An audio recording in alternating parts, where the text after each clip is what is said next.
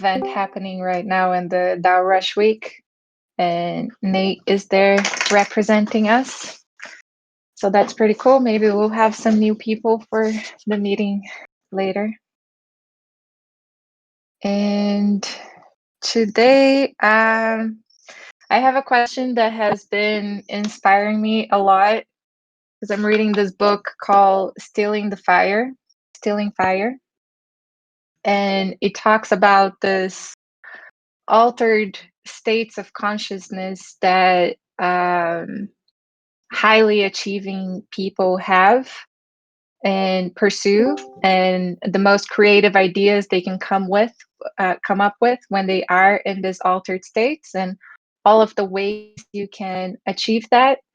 And one of the ways is through collective action. So I don't know, there's many examples of how when groups are highly synchronized, there is this access to something that is like your subconscious, but the most subtle of perception. So everyone acts together. And we do a lot of exercises around this in theater as well. And it's really amazing when that happens and the things we can create in that. And this is also the little pieces of this that we try most frequently are the in the zone moments. So I wanted to ask, how do you get in the zone? And what are practices for focus and collective achievement? So I'll share mine briefly. I've been doing this to read the chapters for the book club. At first, it was very hard for me, and then I started to time myself and see how many notes and pages I could do in an hour. And then I saw that from the first week to now, it improved like a lot. And it's mostly because I've been trying to do the same thing over and over and shutting off everything else and taking like when I see that I'm distracted, I take a little break and then I come back. So that's been something that has been working for me. And I pass to Tim. So the first two things that came to my mind are when I'm actually deciding that there's something that I want to do. And I use something that a friend of mine introduced to a few years ago called the Pomodoro technique, which I think is pretty common and people are familiar with. And I think it was named the Pomodoro technique because those old-fashioned kitchen timers used to be in the shape of like a tomato. And you would just turn it to 30 minutes. And the technique is essentially you box your task to 25 minutes, and then you have 5 minutes in between. And you do that 4 times, 4 times, and then you have a 20-minute break. So one of the things that really disrupted me when I tried to focus was, oh, I'm just going to refill my teacup, or I'm just going to run to the bathroom. Like all these little things that just take 2 minutes. I'm just going to check this email. So all of those things are now pushed to that 5-minute window. So I have an alarm and I don't do anything. It's like button seat till that 25-minute bing goes off. And then I have 5 minutes to do all those other little things that I would have normally interrupted myself doing. So I really like that. And then if I'm super blocked, like I just don't feel like it's coming, a really long walk, like a fast walk or a run are the two things that like I have all these great ideas as I'm moving my body physically through space, concentrating on the traffic or, whatever it is that I'm concentrating on. New ideas pop into my mind. And I find, little epiphanies all the time come to me if I'm running or if I'm just doing an aimless fast walk. I'm just going to walk somewhere and back, no real destination. So I like those two things a lot. I find they're helpful for me. And I would love to hear. Quick question about that. When you have those insights, what do you do with them? Oh, do you take a note right after? I used to stop and take my phone out, and now I just, unless if it's super important, I will. Otherwise, I just tell myself, the good things stick.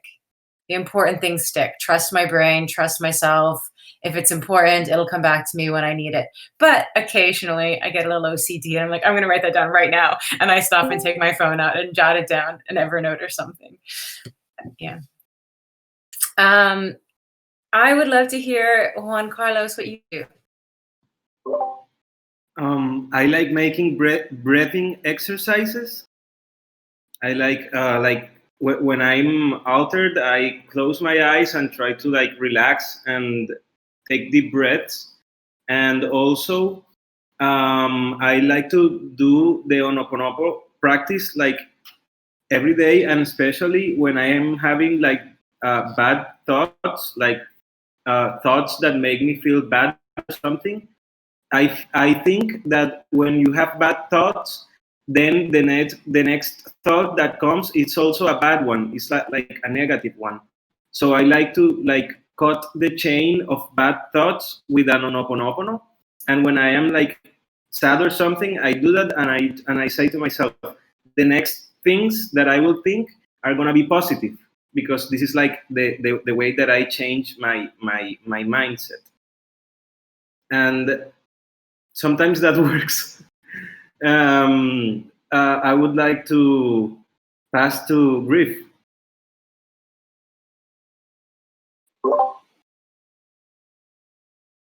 Man, flow state. I get in the flow state when I am talking with people. So it's hard for me to get in the flow state alone, honestly. I have to battle. I'm like very excited to hear all of these techniques because I need to work on that. But for me, when I start talking about things that I'm passionate about with people, new stuff comes out and emerges, and I feel really creative. And yeah. So for me, it's really this like human-to-human interaction, exchanging ideas in a safe space. That's like where I'm not worried about being judged so much or anything like that. Things come out really well. So maybe also just like removing judgment, like any expectations of shame or guilt of something I'm going to say wrong, or just removing those things and just feel like, I don't care, whatever. It's all going to work out great. Yeah, and I'll pass it to Zeptimus. Thank you, Griff. Well, I do many stuff. It depends on what I'm doing, but mostly what I'm doing to get focused is meditation. I really love that. And another thing to get in the flow, especially when it's something you don't like. I remember like studying in school. I used to do like some objectives. When you reach that point, then you do something you enjoy. And yeah, you were focusing on understanding these points to reach the next point, and then yeah, it keeps you in the flow. And yeah, I also do, but it's more for the body. When I'm tired, for example, I don't know, I wanna do something and I feel I'm tired because I wanna sleep. I just go and do some exercise, and that wake up you, so you can still do more stuff for more time. For example, I used to do that on the university when the exams were coming, and yeah, people were saying, "Hey, what are you doing sport right now in the night?" And I just need to stay up, and yeah, that worked for me. And yeah, I'll pass it to Santi.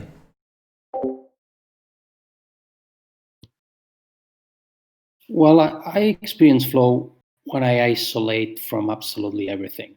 And that happens either if I'm working, I gotta get rid of everything in front of myself. It's just me and the task that I'm doing. No noise, no one's there, no cell phone, nothing. And after a few minutes, you get really deep into what you're doing, and you get the job done. And I experienced that also. I resonate with Tamara. When I'm on the bicycle, it's just me and my thinking. Of course, I have to take care of the ground because otherwise I would crash. But most of the time, my head keeps running and running, and a lot of creativity comes into my head when I'm doing sport, because sometimes it's 2.5 hours, 3 hours on the bike, and it gives you a lot of time. You're alone there. I usually bike alone. I don't go with a group, and it's plenty of time to go over things and experience getting really deep into. And there's one book I recommend anyone who wants to read it. I used to be a day trader, and there's this book that I got recommended. It was the first book I was reading, and it's not about trading techniques or anything. It's about the psychology of a trader, and it's called Trading in the Zone, and it's just psychology. And it's translated into Spanish, and I can send it to you if you're interested. It's a tough book. I had to read it several times. I even bought the audiobook to hear it while I was reading it, and that helped me also. But basically, it's isolating myself from any noise, anything that can disturb me, and that's the only way I can really get into the zone. I'll pass it to Jake. Hey, Livia, this is really cool. I had such a physical job for so long. It really gave me this clear idea of like what Santi and Tam are talking about, and it's physical meditation. So usually that gets thrown around with yoga, but it's deeper than that. And there is a space there where you can like step outside and you're actually doing something, but yet you're completely somewhere else. And your muscle memory will totally take over. And it's like you're in two different places at one time. And when you're really good at it, you can think really critical things and still do all kinds of physical stuff. You know, like Santi talking about riding his bicycle. Think of the motor skills that are actually being done that are just second nature to him. Meanwhile, his head's like gone, right? Like it's a trip because really is something there. And like one of the best examples I've always like for myself personally, because I got to watch it happen, was Michael Jordan. We watched this guy do something that was almost not human. And it happened right in front of us. And it was this incredible moment that he could just create almost at will. And like the first time it happened in that championship game before the finals against the Trailblazers, when they were the better team, that was the first time the world ever saw anything like that. This human do these like super crazy things. And when the cameras were on him, they're like, Mike, how did you do that? And he didn't even have an answer. He just looked at him almost in as just much bewilderment as everyone else and said, well, I was in the zone. And now it had a name. And it was like, it's real. And it's like really cool. So for me personally, I do really like if I can go exercise or work, it's just even like, cause it always makes me think of like the Shaolin monks too. They're always cleaning. They're always cleaning the temples. They're constantly doing something. Cause I think that's really the Tao of it, you know, and your body just kind of is like in its world and then your brain can go somewhere else. And I find it's not about getting tasks done, but I find that if I like, especially in the morning, like it really sets your day. There's this Navy SEAL speech too, where the guy he's given all the new graduates this speech about, you know, you guys did it. And that's something he brings up in the very beginning is that, you know, the first task you do every day should be making your bed. So no matter what happens during that day, you completed one task. And there's just, I don't know how to say that, but there's like a lot of self-sufficiency in just your own accomplishments and being rewarded by your own self and not others. So those things, if especially with kids, it's kind of hard sometimes to have all that time for yourself. So you just have to get good at doing certain things. Like I can find a Tao in cleaning my kitchen, but I don't know. That's just me. I'm going to pass it to who hasn't gone yet. I can pass it for you. Thanks. Thank you. Jess, do you want to go next? Sure. Yeah. I first heard about this years ago. I mean, I obviously probably had experiences that I think children are in this state all the time. But it's this concept. I remember reading about this. I think it was a Hungarian. The Haley, I just sent in the link. There's a book, I haven't read it, but I've read like distillations of it. For me, I feel like it's something you can control. I definitely think there are things that you can do to put yourself in the space. And I think knowing yourself, you know kind of what works for you. Like for me, I can identify with Santi, and like I need to go in a cave. Generally my cave has music playing though. Like I'm kind of like in what's that movie?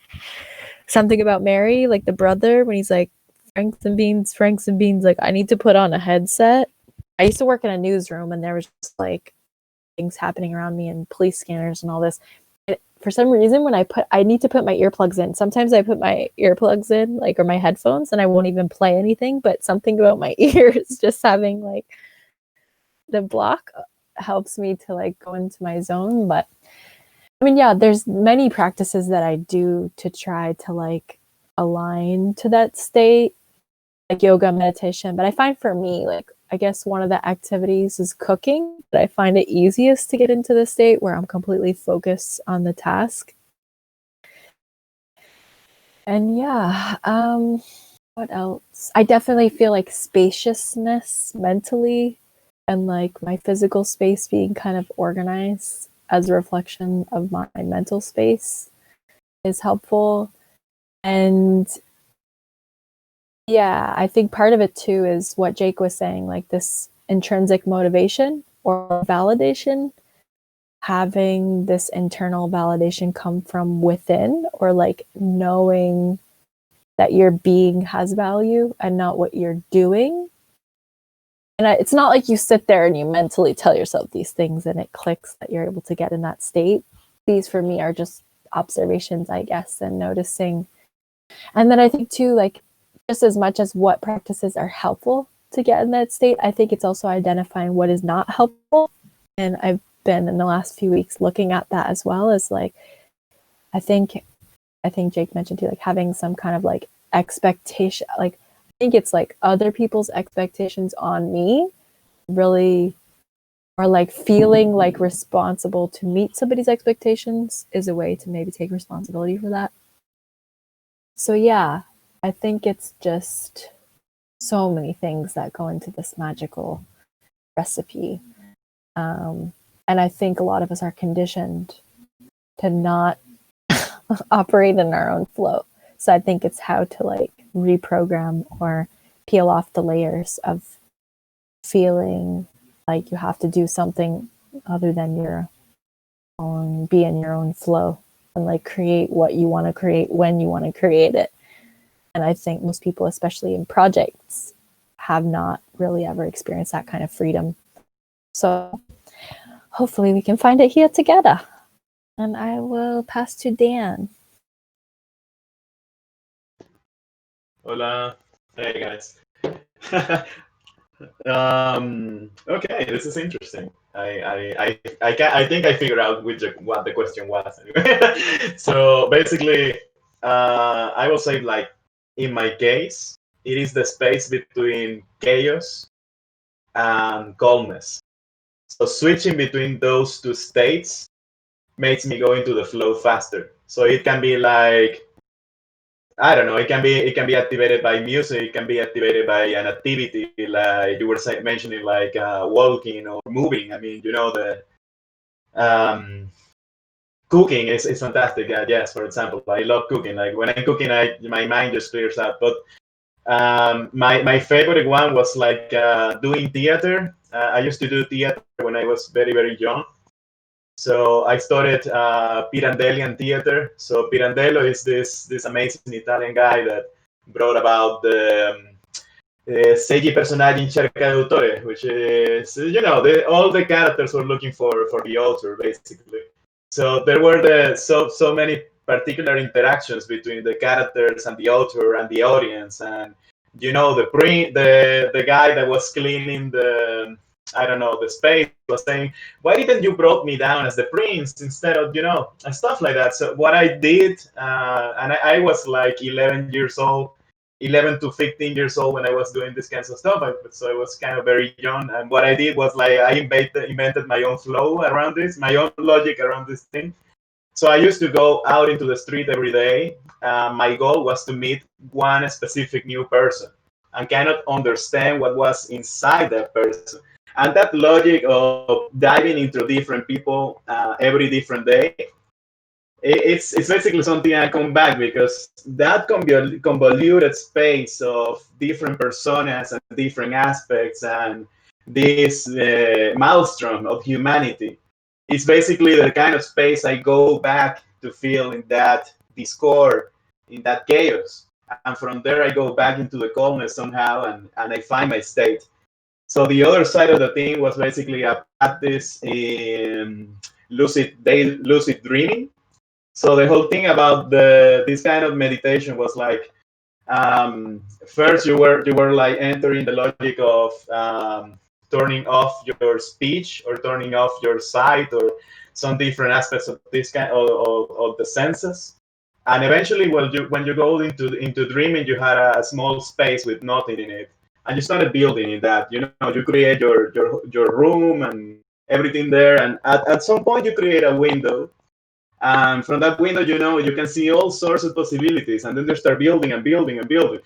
So alternating between these two spaces, and I had a that was a magnificent time in my life because the samsara right now, the constant movement of being alive and being in society doesn't really allows me to go back into those spaces as I used to, like every day as a child. Well, I wasn't a child, but at such a young age. So, but anyway, I crave that feeling.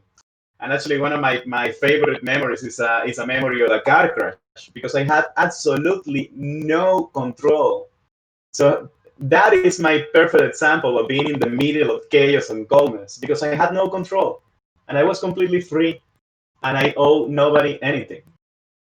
So yeah, I'm just rambling, but that's me trying to explain this thing. Anyway, thanks, guys. And I pass to Dahiti. Hi all. I suppose to answer that question, I've got a basket of solutions. But my end goal is usually to get tunnel vision and meditation. I even neurotic music is one that gets everybody I listen to. Or if I'm working in an office and I take off my earphones, I think there's a scene in Wolf. I think it's Wolf of Wall Street where there's some quant guru and he listens to really heavy metal, and that's kind of me. I do that for some reason. That gives me tunnel vision sometimes. But definitely just meditation was always the kind of healthiest. Sitting on trains when I started, like as a teenager and early 20s, working at any problem solving, I'd get a train in Dublin. You can get one from the very, very north of the city. The metro goes right to the south. And if you didn't get off the train, you go back up to the north, and I'd just go up and down the train all day long with a notepad looking out the window. And that'd be basically it, yeah. Really heavy, fast music, meditation, or staring at fields going past the train window. So, yeah. Do I pass it? I think Thanks, it's guys. everyone. Yeah, I think everyone went, right? Thanks for sharing. And that's I mean, we went 26 minutes on it, but I think this is a value signal that this is something people love talking about because it's something that reaches the intrinsic motivation. Like when you talk about being in the zone, you kind of go back to these moments that are really joyful, and there is something that you're like what Jake said, this like feeling what did you say? I took a note. Being rewarded by your own self and not others. I think that's really, really cool. And maybe we can come back to this topic later, even make a forum post about it, and people can share other practices, and perhaps we can try some types of collective practice for this sometime. So the next topic is, let me share screen.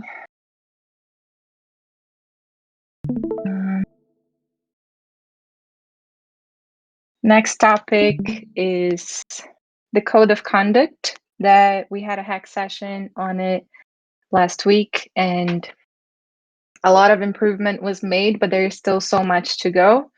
And I know that for me, it was something that I got a bit distracted during the week, but it's super important. So I booked 3 sessions tomorrow, Thursday, and Friday for us to work on it. And then who can jump in, that's great. Or who prefer to work in your own pace, that's great as well. But I'll be pinging everyone if you're in that list. And if you're not and you would like to contribute, you're also welcome. It's going to be 11 a.m. 11 a.m. my time. I think that's 3 p.m. CET. And then next topic is the decision tracking. I just wanted to share this because it's pretty cool to have this drawing happening now. I changed the topic today that was TEC decision tracking to TEC Softgov decision tracking, because now we're understanding that there are other types of decision making. And then from here, we can have an idea of the decisions that are being taken by the cultural build and that are part of the culture and that will continue to develop post-hatch. So there was 2 decisions that were made yesterday that we closed the voting on a Monday. It's the legal strategy proposal that basically says that we agree to use the strategy that the legal working group proposed. And this includes adopting the Common Stack Swiss Association as part of the legal structure of the TEC. And also the Paraise quantification update proposal that that gives a new incentive for people that want to quantify Paraise. So I also wanted to ask if there's any questions about these proposals or about Paraise quantification specifically.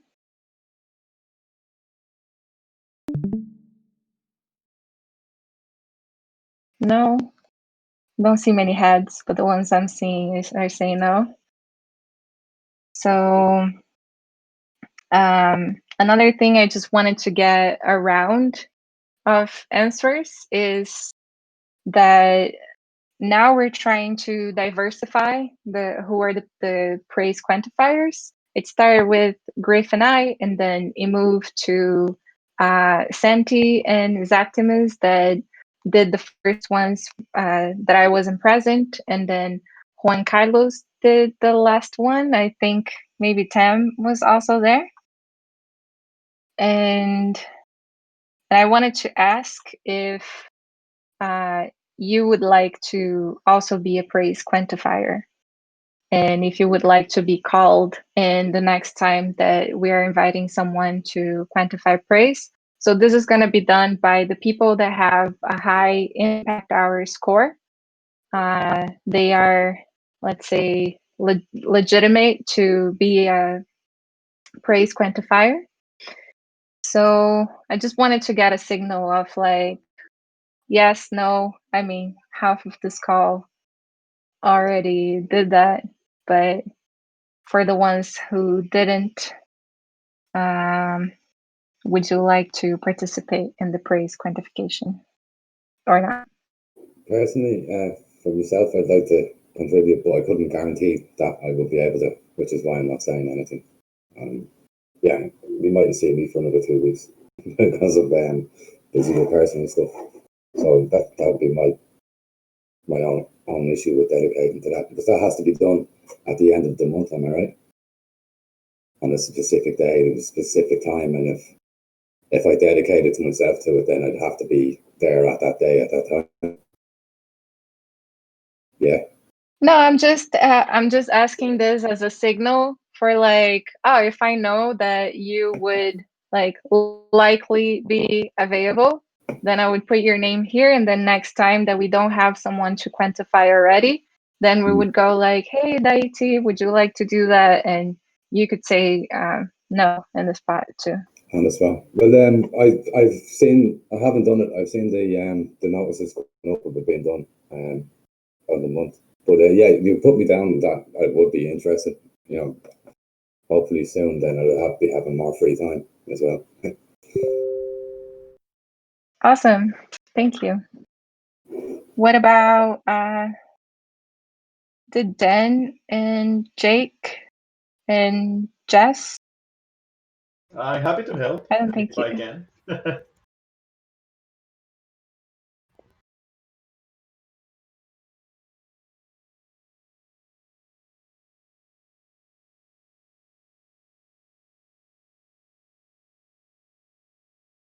For me, I think not anytime soon. I'm really trying to focus on communications. Obviously, like if it's needed, I'm always happy to jump into like where, there's no people, but if there are enough people who are willing, then I would step back from this one.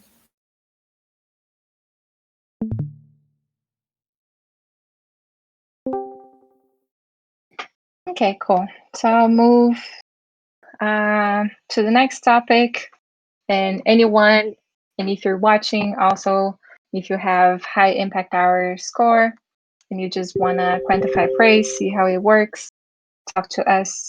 At some point, everyone is welcome. And then Sourcecred, Senti, do we have any update? Well, I can try to share you my screen to see what we've been up to, and let's see if it works.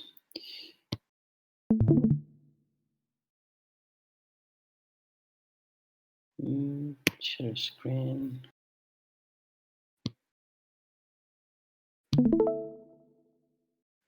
Let me know if you see what I'm showing here.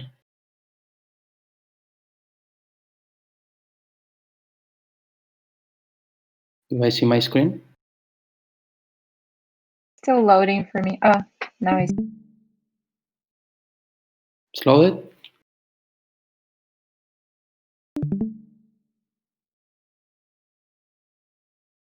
yeah, it's working. Okay. All right. This is Sourcecred has been running for a few weeks. Basically, what it does is you can set up several. First of all, you have to decide where do we get the info from. Right now, the tool can fetch information from GitHub, from Discord, and from the forum.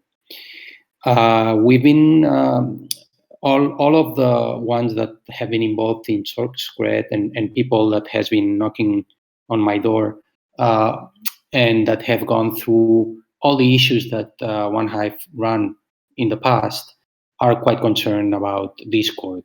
So we decided it's probably much better to start without Discord.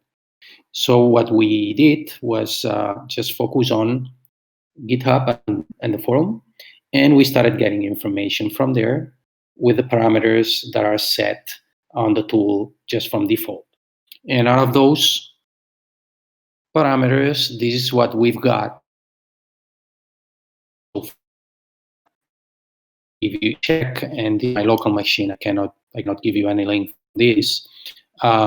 This is Griff, which is the one with most. This is just what the application calls cred. All right, it's just an amount of whatever unit you want to call it. They call it cred, and that's what usually it's used to give away whatever you want to give away, whether it be token engineering tokens or whatever. All right. So this is Griff. Second one is Sam. Third one is YGG, and then there's Livia. Then there's me. Then there's Jessica, Juan Carlos, Tonga. This account, we have to figure out what it is. It's probably something internal. No one's there. So Sourcecred account. Tanner, Jake, Solcista, Tamara, Mateo, and so on. All right. So this is basically a graph showing the top ones, and this one on the top is alphabetically. So it's just a way to get you see where you are compared to the rest of the people. And this is just a picture of the last instance. The way Sourcecred works is that whatever you do on any week, let's say 1 week you contribute a lot in the forum, that contribution keeps going forward, even though if you don't do anything for the next 20 weeks, of course, the amount of weight keeps going down, but it still counts, all right? Because what you did added, and it's not fair that what you did 1 week disappears as the tool keeps going. So yes, just to give you another view, this is another. Santi, This is I another can view, only see another picture right here. Santi. Sorry, Sure. I can only see the code page. Is that for anybody? Can anybody else see a different one? Yeah, I was just going to interrupt as well. Yeah, I can only see testtc.py and file open in it's an IDE. Yeah, I think you're only sharing a window, not Yeah. the screen. Not the screen. So what are you seeing now? Do you see the line chart right now? No. I think you have to stop sharing screen and then instead of selecting application, select screen. Or Let me close the programming environment, then I'll free some RAM. And oh no, it's not that. It's in Discord you have to stop. You have to stop sharing and reshare because you're only sharing the programming. Okay.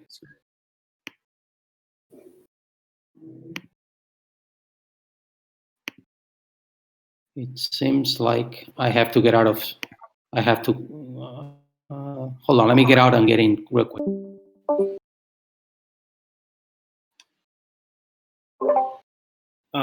In these minutes that Santi rejoined.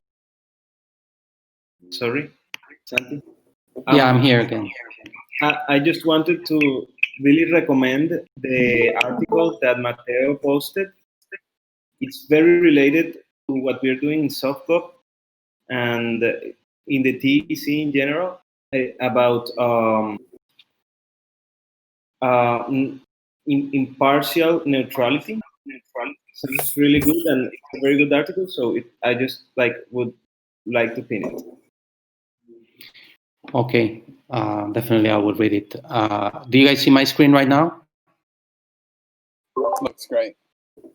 Okay, all right. This is a line chart. This is another picture. I'm grabbing the information from another piece of code, and this shows progress of the top. I think those are showing just the top 20. There's another view right here. It's just WG. Okay, and my idea, if I can figure out, is to have a drop-down menu here where you will be able to see just your data from the chart, and this shows the evolution of your contribution over the weeks. Okay, and it just the other chart that I was showing you is just the picture of the moment, the last time that the application sent in the information. Okay, this one shows the overall contribution from the past periods. And this is basically, from this information is where you decide how to distribute whatever you're giving away. All right, and it all depends on the parameters that you tweak. And first thing we wanted to do is to figure out, after grading the information, running the tool for quite a few periods, to see if the information we were getting with the parameters as they are set right now was similar to what we were expecting. All right. Now that we see that it's basically showing up what we expected from basically the contributions from everyone is doing, we can tweak it a little bit.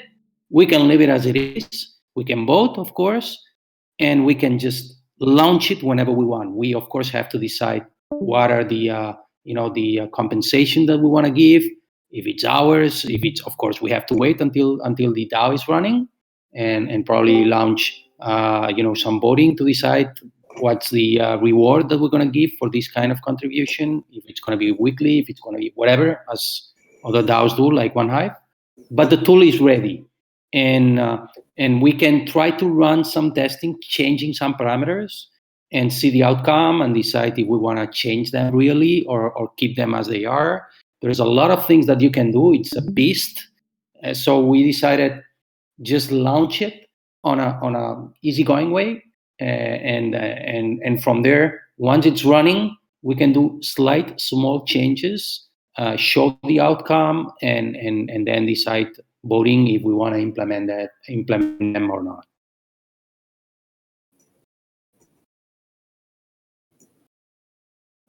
That's awesome. So it's ready. Yeah, it's ready. It's running so on my cool. local machine right now, but all I'm doing with this code is getting the information that gets dumped on our GitHub.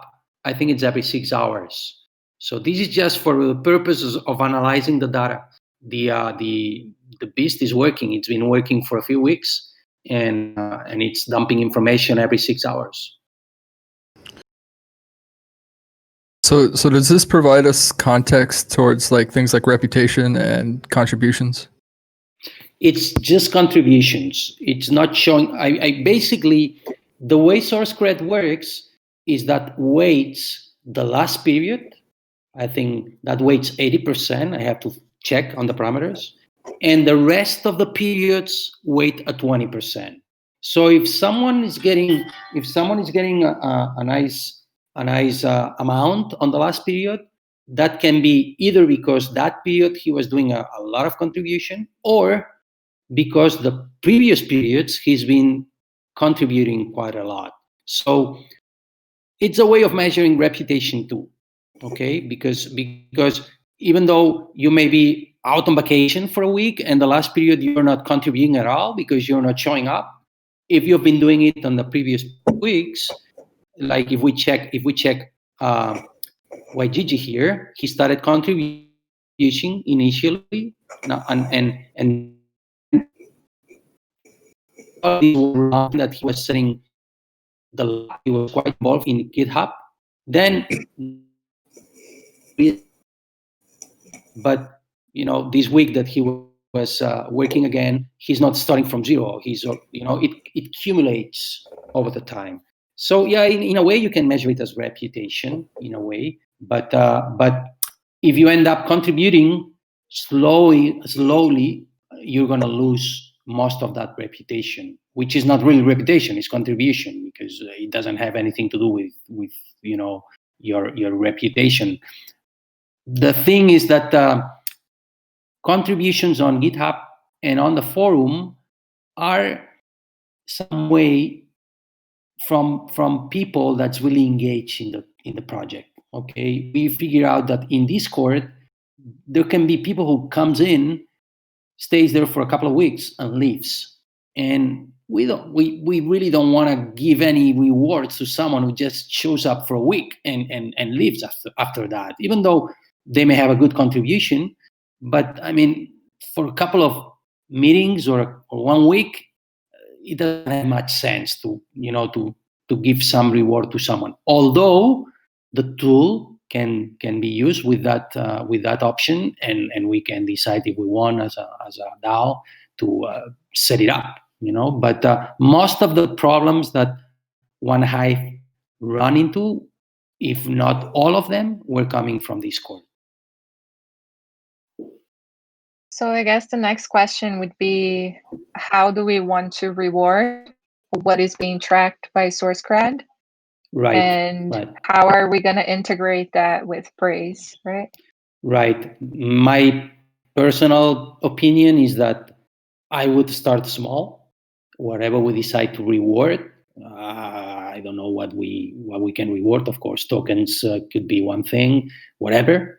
I can explain you the way OneHive works. Basically, there's a swarm that requests funds from the main DAO, and those funds are distributed weekly, basically, from the information they get from Sourcecred.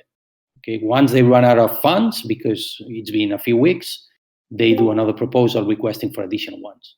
That's the way they do it.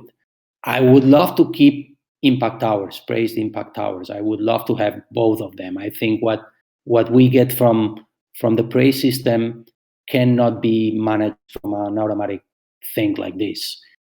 And by the contrary, the amount of information that we get from Sourcecred is incredible. So I think using both is a nice way to catch every single angle of contribution from every single one of us. And if we have another one, I would also love to integrate it if in the future we happen to see another one. But the point is, right now the tool is ready. All we have to decide is, do we want to implement it as it is right now? Do we want to tweak it a little bit? And when do we start?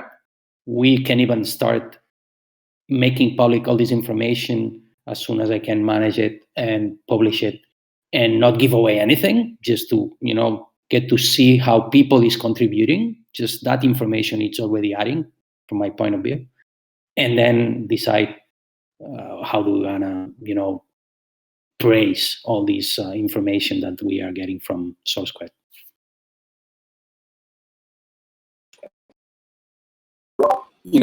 A really easy stopgap solution would be to just individually praise each person whose Sourcecred score they get, and then leave it up to the praise quantifiers.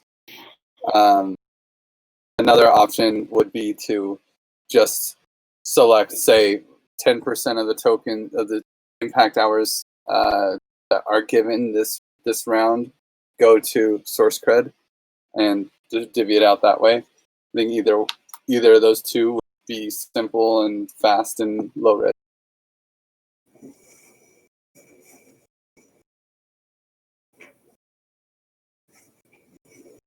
And with Sourcecred, are you able to further distinguish the types of contributions? Like, say, this is a comms specific contribution that you made, or this is a Softgov specific contribution that you've made, and those keep with you? No, Nate. Sourcecred measures things digitally. Okay, so for instance, for Sourcecred, one input is a like on a forum post. All right. Another contribution is the forum post, but it doesn't measure how long it is. It doesn't measure if it has sense or not. There's a bot writing a bunch of shit as a forum post. It's going to count the same than someone that's been taking 2 hours to write that. Okay. In GitHub is the same. Contributions they measure exactly the same. All types of uploads, all type of, every single task is the same. It doesn't matter if it's a big task, a small task, because it's the only way the machine can measure. All right. There is no way the machine doesn't have sense.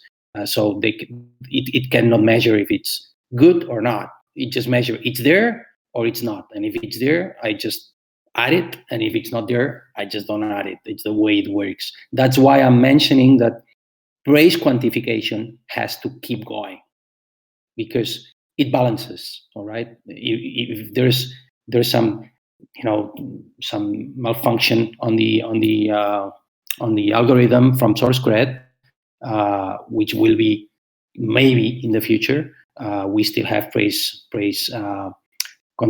hours, and the good thing is that you see the results really quick, and you can tweak them, you can modify the parameters real quick, and so it wouldn't last for long. A big mistake wouldn't last, even a small one, it wouldn't last for long. If it's a small one, we won't even realize, but if it's a big mistake, you realize right away, and you can react quickly and get it out. I'm thinking this will make the praise quantification way more simple too, because if we think about most of the things that have been receiving praise are things that are already in the forum or in GitHub. And then if we start to create a culture around, like, I don't know, we would have to think more about this, like how to understand what is in the forum, what is on GitHub. So dishing praise comes more to this like human gap that Sourcecred doesn't fulfill so much. And then that would mean like so much less praise to quantify, and that would make the process quicker and sustainable to go post hatch even if we have more people joining? Yeah, I agree. I think that with Sourcecred we have to do what praising method that you guys implemented in Give It first and in the common stock then, and now in token engineering. It has gone through several iterations, and that's what we will have to go and do and experience with Sourcecred. We have to launch it and start playing with it. If we don't want to play with compensation and just start looking the reaction, that's what we've been doing from the backstage, me and Mateo. And now that I've started playing with the data, we can share the data with everyone, and whatever I don't see, someone else may see it, and everyone is looking at it from their own perspective, the same way that everyone is looking at the impact hours charts and the impact hours results every other week when we publish them, which is good, because if you think that you've been contributing a lot and you don't see the reflected on those numbers what you've done, you can always mention it, and that's the beauty of the tool. We can all look at it and say what we think and tweak it from there. And the numbers are there. It doesn't really matter if we are, of course, we all expect we are doing this to really compensate whoever is contributing, but it doesn't really matter if we give away anything or not, because the reflection of the contribution is there with the tool, so we can already see if it works from our perspective, from everyone's perspective, and start using it. I think this is really good work. I really, really like it. And I certainly agree with what you and Santi and Livia has said, and everyone has said, that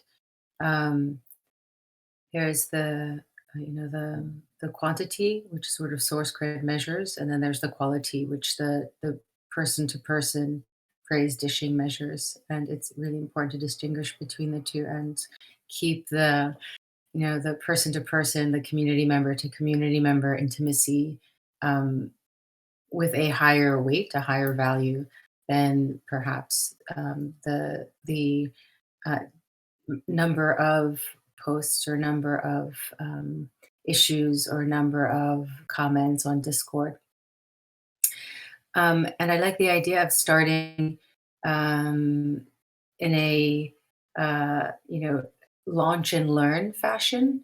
So launch, come up with some small metric, what Griff suggested, 10% of the impact hours or some number can be distributed amongst the highest Sourcecred scorers for the first. And I think from that experience in itself, the people who are doing the praise quantification will have visibility on what the next iteration will be to make that process better.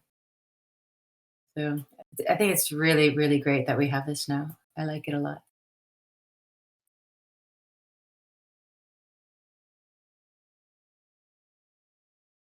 Cool. We have 5 minutes left. I just wanted to quickly mention the advice process. Let me share the screen again.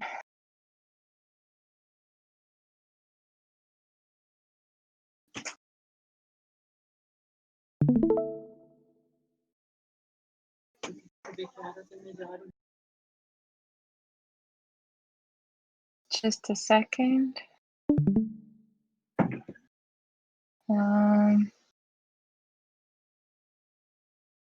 Where is this? Sorry.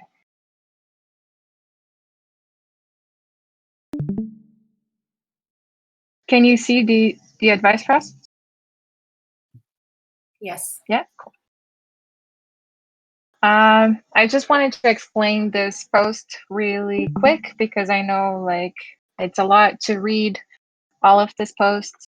So I just created this channel and we were all debating the necessity of it, but I'm hoping that it will help us organize in the long run. So we might try for a while, and then if it doesn't work, it will naturally become obsolete and then we don't have to worry about it. But I think it's going to be helpful because basically now all the proposals are going to their categories or to the main proposal channel, and that's the organization we're doing in the forum. So there are 3 types of proposals that are the conviction voting, the dandelion voting, and the forum voting. So this sheet that I was showing here, like all of these decisions were made by the forum voting. So by something that could use a feedback in the forum, or even the proposals that will go to CV might want to have like a signal before they are posted in the comments. So is this a lot of noise? There's someone cutting grass right here. Sorry.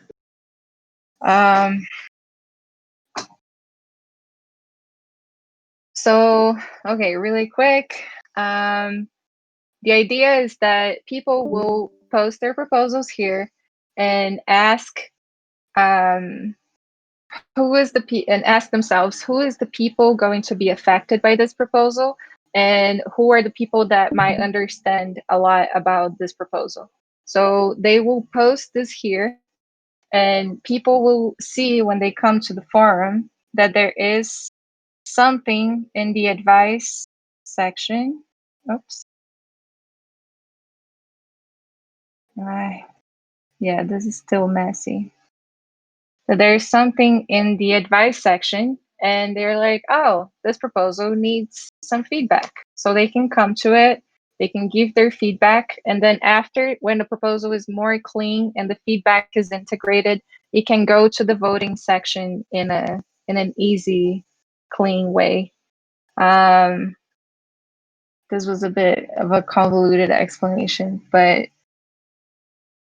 do you guys have are you like in favor or opposed of us using this? Do you think is helpful at all to have this there? Maybe just a quick round of like yes, no.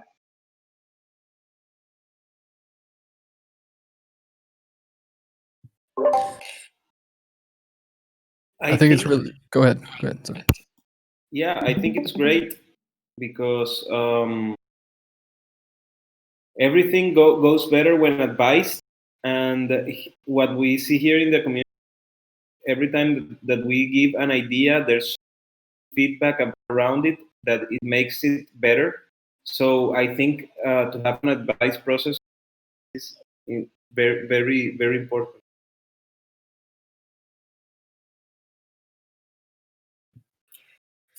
I have a question, Liv. I mean, I think we definitely need a advice process on proposals, and the way we're doing it currently is just in the proposals category, right? And this idea would be that we post it in the pre-proposal, and then we wouldn't have a proposal category. Then we would post it directly post-hatch on our app. Yeah. Yeah, thanks for asking that. No, the idea is that you would write your proposal and then post in here, request feedback, either tagging the people you want feedback from or sending to them individually. And then when you incorporate the feedback and all the comments that will be there, you will integrate that into the proposal and edit the proposal, right? So it will be like up to date, let's say. And then there is a very easy way to change the category.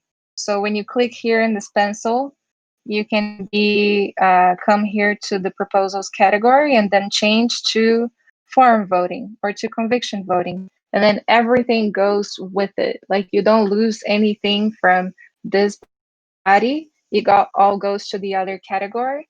And then when it's there, it's easy for the people to know that, oh, now that it's here, it's like for voting. People understand that it already passed through a process, or that if it didn't pass through a process, that it's ready for voting. So there is this idea that, like, of course, this is not mandatory.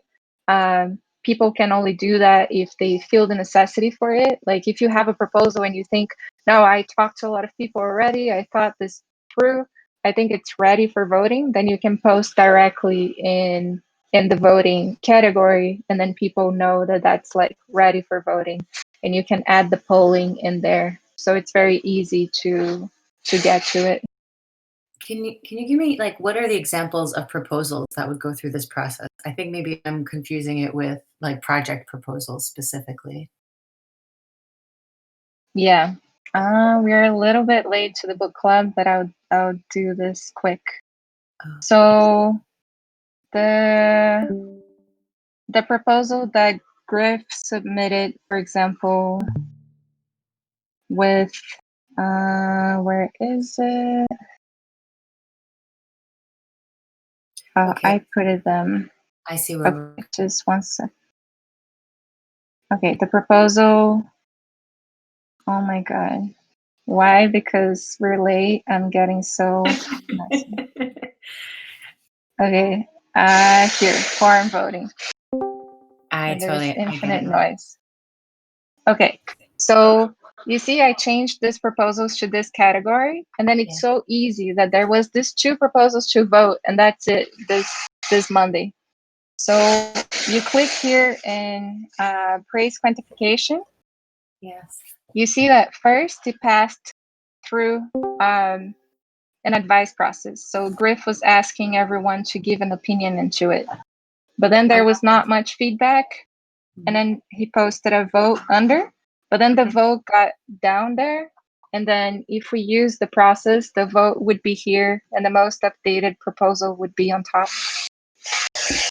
It's fantastic. I love it. I'm yes.